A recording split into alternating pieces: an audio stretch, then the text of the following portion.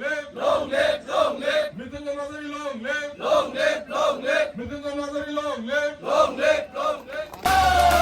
मृत्युंजय नारजारी जनता की आवाज पीपीएफ का सपना रोशनी का आगाज गांव गांव गूंजे हर घर का प्यार एकता से बढ़ेंगे बदलेगा संसार पीपीएफ जिंदाबाद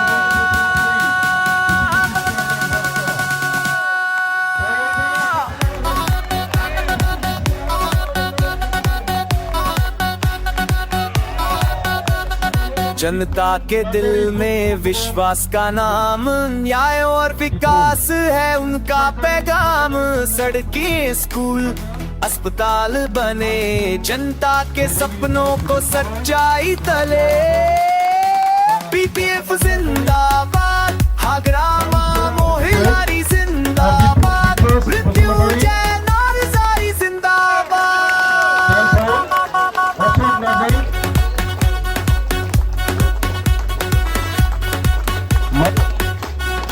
मृत्युंजय नारजारी जनता की आवाज पीपीएफ का सपना रोशनी का आगाज गांव गांव गूंजे हर घर का प्यार एकता से बढ़ेंगे बदलेगा संसार एकता में ताकत बोडोलैंड की शान जनता का जोश है दिल का अरमान शांति और तरक्की ये है नया दौर जनता के साथ है जीत का गौरव पीपीएफ जिंदाबाद हाग्रामा मोहिलारी जिंदाबाद मृत्युंजय नारजारी जिंदाबाद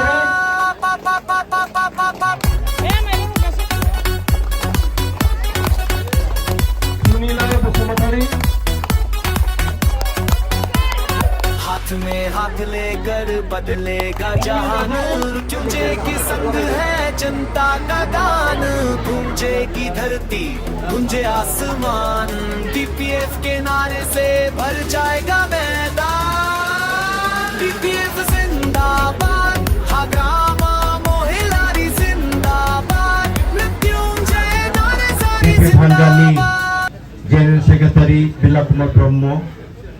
लोगोसे भाइस प्रेसिडेंट जोंनि सराइबिलनि अशोक मारांडी चिरंजीत और विभिन्न पदआव बिबान मोननाय जोंनि बीपीएफनि दैदेनगिरि नोंथांमोनफ्रा बीजेपी दोलो हान्जानिफ्राय आरो माखासे इउपिपिएल दोलो हान्जानिफ्राय बीपीएफ दोलो हान्जाखौ मोजां मोननानै दिनै नोंथांमोनहा 222 जन जोंनि बे बीपीएफ रायमोनी प्राइमारी बेंखनाव गोसो खुसि एकदम गोसो गुदुं जानानै नोंथांमोनहा दिनै जगदान होनो फैबाय बीपीएफखौ बेनि थाखाय आङो रोजा रोजा आंनि गोसोनि सिबिहरनाय मोजां मोननाय आरो अनहरनायखौ नोंथांमोननो गिबियाव बावहरबाय आङो सानाखिसै आंहाबो सारिथायाव केन्डिडेट हिसाबै जोंखौ गासिबो लिंहरजोबदों सिभिलावहाय आरोखि जों बयबो बुजिगौ बिटिसिनि इलेक्शना एबा 5 खेब माने खेबबा 2015 निफ्राय जादों फार्स्ट बिटिसि इलेक्शना 2005 निफ्राय एबार 2025 दा 5 खेब बे 5 खेबा माब्ला जागोन सेप्टेम्बरनि 22 तारिखआव जोंनि बिटिसिनि बिसायख'थिया जानो फैगासिनो दं दा दिनै 6 तारिख जोंनि आखायाव 16 दिनल'सै नङा होमबा दिनै बिराद गोजोननाय मोनदों जिहेतु बीपीएफ हान्जाया जों बे सराइबिलाव अन्तत आं गौरबै बुङा जोंनि जितु वार्कारफोर प्राइमारिफोर जितु दैदेनगिरिफोर बिथांमोननि लिडिंआव बिथांमोननि दैदेननाय जोंनि बे प्राइमारिफोरनि रायजो राजाफ्रा दिनै सरकार गैयाबाबो ग्रोम ग्रोमैनो दङ बोलो बीजेपीआव थांनाय माखासे दंमोन बिथांमोना दोनफैजोब्बाय इउपिपिएलआवथ' थांनाय गैखाया कयेकजन दं हनै रन्जितजों मामला बिनांद बिनोद बेसरो बेसरा बिराद बुरखाय बिराद गिदिर गिदिर थरफ्ला मोनगोन साननानै बिथांमोनाव बुरखायना लांबाय बिथांमोना दा गाला गाथा सेस आरोखि दा जाय हक बेसोरनि बागै जोंनि बे बिपिएफ हान्जानिफ्राय कुनु दलाव थाङाखै रायजोफोर दा बिनिखायनो दिनै जों इलेक्सनखौसो नेगासिनो दं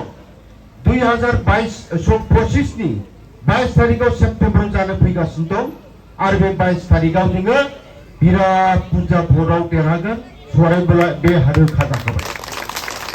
जोङो इलेक्सनखौसो नेगासिनो दं आरो दिनै नोंथांमोनहा जेबादि हेफाजाब होफैबाय बिपिएफ दोलो हान्जायाव आरोथ' बुंनांगौ जेबो गैला दंल' बुंनांगौ रायजोफोर सरकारखौ जों नेथारदिनि सरकारा 25 दिननि गेजेराव सरकार जानो थांगासिनो दं बिपिएफ हान्जा सारा बिटिसिआव दिनै बिपिएफनि धोरोम मानो होनब्ला बिथांमोना जिथु मिलिजुलि सरकार जिथु परिबर्तन प्रमद बर'नि बे 5 बोसोराव रायजो राजाफोरखौ जेबादि प्रलोभन होनानै गोदै गोदै खोथाजों थगायबोनानै 5 बोसोरखौ थुंगि होबाय नङा होमबा जेबो मावनो हायाखिसै बिथांमोना दिनै जेखौ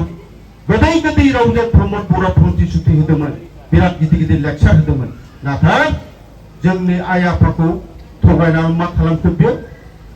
लांदां बिटिसिखौ जेबो खालामाखिसै खिखरहारिबारिसो खालामबाय खिखरबारिसो दोंसेबो लामारि फारि मावनो हायासै खार'ना मानो मबे खार'नाव मावनो हादिया केपासिटि गैया जुदि बियो केपासिटि मोजां रोखोम लिडार मोनब्ला बिराहा मावनो गोसो दंमोन बा मावनो हागौमोन नाथाय जों बुंगोन दिनै बिथांखौ बेहा खुनु केपासिटि गैया सरकार दानानै सरकार सालायनो थाखाय आरो रायजो राजाखौ अनसुंथाइ होनाय डेभेलप खालामनाय बेबादि खामानि मावनानै रायजो राजाखौ गोजोन होनायनि बेहा सुबिदा गैया माबा गैया माने केपासिटि गैया आरो बेखौनो हाग्रामाखौ बुखियो हाग्रामारा बेलाय 17 बोसोराव जेबो मावाखै 2003-10 फेब्रुवारियाव बिएलटिफ्रा एकर्ड खालामदों 2005 आव जितु भारतआ मोनसे गणतान्त्रिक कान्ट्रि बे गणतान्त्रिक हिसाबै जुदि इलेक्सन जानांगौबा पार्टी सिस्टेमजों थाङो जेरै भारतआव 1947 1947 सनाव भारतआ उदांस्रि जादों 1952 सननिफ्राय इलेक्शन सिस्टेम जादों आरो बै समनिफ्रायनो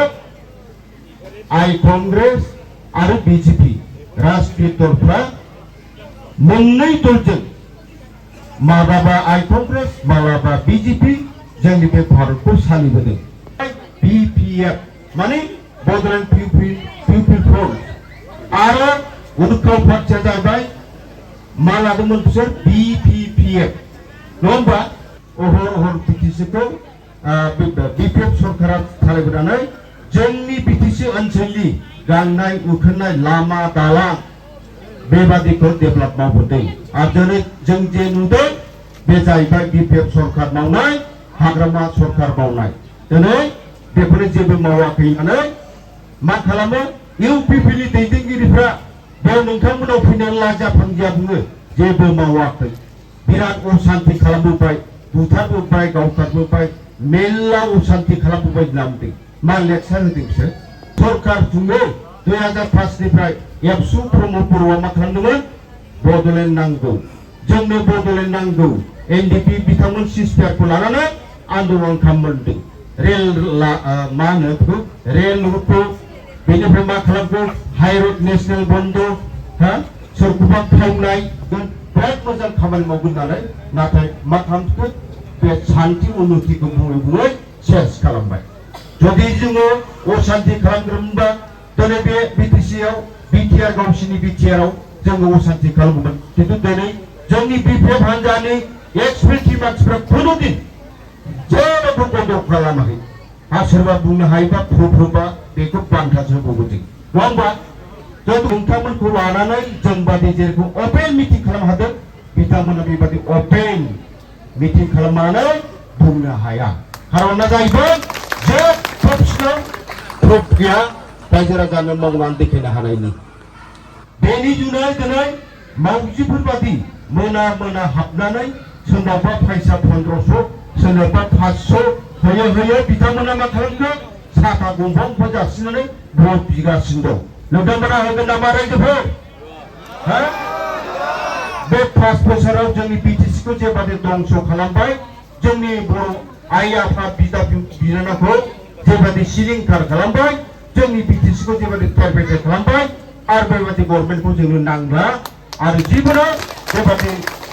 बेबादि बिउटिफुल बादि सरकारनि टिमखौ आरोबाव हाबहोनोबो नांगौआसो आंनिबाथ' खारन बिसोर जेबो मावनो हाथाराखै दे दा ओंखायनो जोंहाथ' रेडि जाखाबाय रंजानो थाखाय रेडि जाखादों देरहानायखौ 100% सरकार दाखागोन बे खोथा जेरै 5टा समिति दं गसाइगाव डिस्ट्रिक्टआव क'क्राझाराव 12टा गासै जोङो क'क्राझारखौ लाथों कयेकजन माखासे सनलां मोनलां बेंगलिफोर जोंनिफ्राय थांनाय माखासे कयेकजन नेताबो नङा सापर्टारमोन होनानै माला गानहोगोन बिथांमोना खुनु भट बिगासिनो दं एथ' सहज टाउनाव सबसे सालाक बुद्धिजीबिया थायो आरो टाउननि भटखौ जानला मोनलाबोया टाउननि भटआ जाबाय सेक्रेट आरोबा बिपिएफआ जाबाय 50% दं बिपिएफजों 50% दं खारन बे बिपिएफआव आं सासे बिपिएफ आं दारायनायनि सिगां 2011 टाउन कमिटि जादोंमोन आं बेयाव आङो गसाइगाव टाउन कमिटि जानानै जी अबस्थामोन टाउननि अबस्थाया बिराद गाज्रिमोन उखुम फिसा जोबमोन बे टाउननि बाजारफ्रा बेखौ सिफायजोबनानै आङो हाग्रामा सानिफ्राय फान लाबोनानै दानि जिथु सुपार मार्केट बादि गिदिर बिल्डिं गैया होनबा बेखौ आं लाबोनानै मावहरदों आरो सिगांनि जिथु बे 3 थाला 2 थाला बै मोनसेया थिं होनाय बेखौबो आं खालामना होदों आरो लोगोसे गाद्रा गुद्रा बिफां दंमोन गोदोम बिफां माबानाबो बायना होदों बेनि जुनै बर्तमान दा जोंनि बिपिएफ आं केन्डिडेटखौ बिसोरो थैनोबो गाज्रि मोना दा आं होनदों आंखौ 7 तारिखसिम टाइम हो रायजोफोर नोंसोर फैसा जाग्रो दा आंखौ लेंहरनायखाय थांदां मोजां वार्कार बिथांमोनहा दा जोंनाव जइन जासिगोन माला गानसिगोन आरोखि ओमफ्राय बुंबाय आं इउपिपिएलआव थाङा नोंजोंनो खामानि मावफागोन मोजां खोथा आं थांदोंमोन आरोखि नुजाहैनानै बुरखायनानै फैबाय बिथाङा जाहैबाय हिन्जाव माहारि मोजां रोखोम बेहा केटेगरि दङ आरो वार्कार दङ बिथाङा दा मोजांनो 8टा समाव टाइम होबोबाय टाउननि गेजेराव मोनसे आंहा अफिस दङ बेयावनो आं गाजा गोमजा दा लासिगोन होननानै फैबाय आङो सानै मानसिखौ दा खुनु सिन्था आरो खुनु दुर्बल जानो नाङा जोंनि बिपिएफआ बिराद बुरजा भटआव देरहागोन रायजोफोर एकदम जोंनि बिराद बुरजा सापर्ट दं नङा होमबा आदानै लोब जइन होगासिनो लाफैगासिनो दं जइन लाफैगासिनो दं बेनो जोंनि सिम्पटम बेनो जोंनि देरहानायनि सिनायथिया नङा होमबा आरो मा सिन्था खालामनांगौ दं जोंनो प्राइमारि हिसाबै गोदो आगोलनिफ्राय आङो बे प्राइमारिनिफ्रायनो जेनलांजोबोमोन रायमना बसगाव नन्दिपुर बर'बादा बेनिफ्राय लांदां जाहैजोबखायो आसा गैखाया खम मोनखायो जा दं वाटारखौ खिन्थु जाय गुरुफ्रा मोनहैबाय बेसोरखौ जोख्लायलांबाय टाउन मोनहैबाथाय जलबब जों देरहाहैबाय आरोखि बिदि नङा होमबा रेकर्डआवनो दंखायो जोंहा बे थगायनाय नङा आरोखि दा बिदिनो जिहेतु एबार सरकार दागोना बिपिएफ हान्जाया खाथां 24टाखौ जों आरामसे मोनगोन 24टाया जोंनि आखायाव दं खारन जोंबो मिथिलायो नालाय सोर देरहागोन सोर जेनगोन 40टानि गेजेराव एसटिसिआ 30टा अपेन मोनबा आरो जेनेरेल जाबाय मोनबा बै माखासे जेनेरेल अपेनावबो साफा सानै फैगोन आरो जोङो 22 जनसोआ एकदम नैबे एसटि सिटनिफ्राय जों देरहाथारगोन बेखौ आं दिनै बुंबाय रोखायै ओरैनो बुंनो हाया जों मिथिखानाय आरो जोंहा जथेस्थ 17,000नि एसे बांसिना जोंहा जाबाय डेडिकेटेड जोंनि पार्टिनि भटार्स दंखायो रायजोफोर आरो ओंखायनो जोङो माबा होनो बेखौ गोरायैनो दाथियै बुंनो हादों आरो दिनै जोंनाव 4,000 बारा जइन जाबाय 4,000 को जुदि सानैल' लाबाबो 8,000 जायो साथाम लायोबाथ' 12,000 जाहैबाय जोङो थब जाबोनांला 6,000 खौथ' मोनगोन जोङो नङा होमबा बर' गोनां होआलै रायजोफोर दिनै फैनायफ्रा होगोन ना होआ होमबालाय माथो आरामसे निश्चिन्त मोनदों धन्यबाद होदों जोंहा खान्दा फंबायखौ बिथाङा जेबादि बिथांनि नेतृत्व दिनै फंबायनि नेतृत्व माखासे आरो लिडारफोरनि गावजों लोगोसे थाफानाय लिडारफोरनि दिनैनि जिथु बे आयोजन आरो बसगाव प्राइमारिनि दैदेनगिरिफोरनिसिमबो आरो रायमना प्राइमारिसिम दैदेनगिरिफोरनिसिमबो आंनि गोसोनि मोजां मोननाय सिबिनायखौ रोजा रोजा बावहरदों बिथांमोननो आरो दिनै बाव एकदम उइलिंलि गोसो जानानै नोंथांमोना जोंनि बिपिएफ दलाव एकदम ज' फैनानै जयेन जाफैनायनि थाखाय बा हेफाजाब होफैनायनि थाखाय नोंथांमोनखौ आं रोजा रोजा साबायखर बावनानै आंनि सुंद' बुंनायखौ बावनो फोजोबबाय गोजोन्थों